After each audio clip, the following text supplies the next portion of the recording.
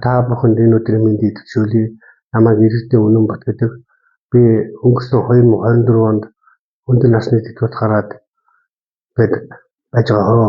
Хөдөлмөр эрхтдийг дэмжих үндэсний зөвлөлийн 2025 оны 02 дугаар сарын 11-ний өдрийн 01 тогтоолоор ахуд насны төр ажлын байраар хангах ашиг орлогыг нэмэгдүүлэх чиглэлээр гарсан энэ тогтоолын хэрэгжлийн дагуу миний бие тус байгууллагада ажиллаж дараах зүйлийг хийлээ.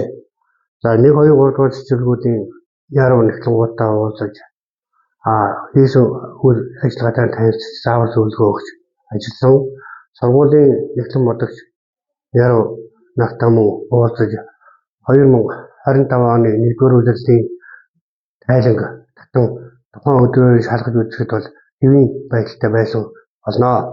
За Засгийн тамгын газрын үйл ажиллагаатай танилцж 2025 оны төсөв зохицуултыг мөн Нярмын програм болон Эхлэн бодох бүртгэлийн програмтай харилцан ажиллаж заавар зөвлөгөө өгч ингэж ажилласан болно. За энэхүү хугацаанд бол манай нэгтлэн Нярмуудын ажил хэвийн сайхан ингээ үргэлжилж байгаад миний хувьд баяртай байна.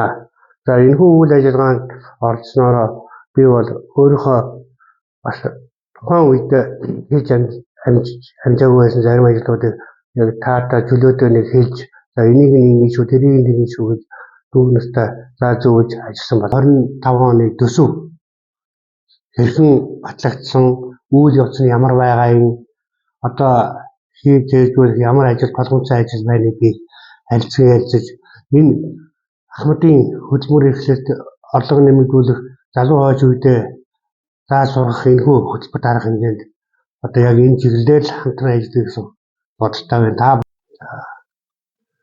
Төсөв бид нар чинь одоо 2024 оныхаа тайлан өнгөрсөн саяхан 3 сарын 25-ны дотор нэгтгэж өгөөд хүлээлгээд өгсөн байгаа. За энэтэй холбоотой тайланыг тодруулах гэдэг зүйл байгаа. Энэ сангийн сайдын 341-р шалын дагуу одоо энэ тодруулгыг хийн. За энийг бол яг нэг үржлэн та бүхэнд өөрийн биеэр яг тэр програм дээр шинэ танилцуулж би бол зогсхон өөрөө ч үйл ажиллагаатай хийж байгаа ажилтай бас танилцсан. Ер нь бол яг өмнөх бидний ингээ авч хэрэгжүүлсэн ажиллагаа энэ жил бас яг тэр чигээр явж байгаа гэж ойлгосон. Ялангуяа сум хөгжүүлэх сан дээр энэ бол бас боломжийн. Хоёрдугаарт бол тэр та нарын орон нутгийн хөгжлийн дээр тэр малын хөлний татвараас авч байгаа юу хийж хэрэгжүүлэх ажил дээр бас нэг эртнээс одоо саналуудаа аваад бас нэг олон ажил төлөвлөхгүйгээр өөртөө бас нэг бодлого гаргаад тэрнийхээ дагуу саналаа аваад явбал арай үр дүнтэй байдгийг шүү гэдгийг бол хэлхийг хүсэж байна. За тамгын даргын хувьд одоо ажил хийхэд тэр байна. Танаа төсөв бол нэмэгдсэн байлээ. 1.2 тэрбум гэдэг чинь би бол яг ер нь бас энэ ажиллаараа яваад яг юу болж би голцоо Нярмын ажлыг шалгасан. Яасан гэхээр Нярмууд маань анхан шатнаас бид нэр баримт бүрдүүлж эхэлдэг.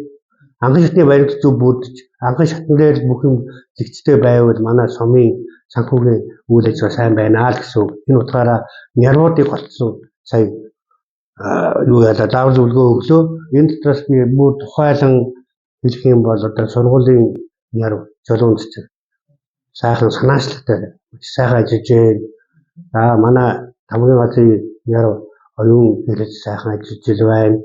Ер нь бол хуучин миний үлдээсэн яг тэр ажил яг сайхан ингээ явж бүр баяжаад ороод ирсэн нь бол нэг талархууштай байлаа шүү. Энийг бол тэмдэглэн хэлье. Ялангуяа ерөнхий улсын сургууль дээр бүр санаачлагаар аюу шинээр хийгээд тэр нь одоо ингээд бас бусдад ингээ үлгэр дуурайж болохоор ийм үйл ажиллагаа явуулж байна гэж харлаа шүү.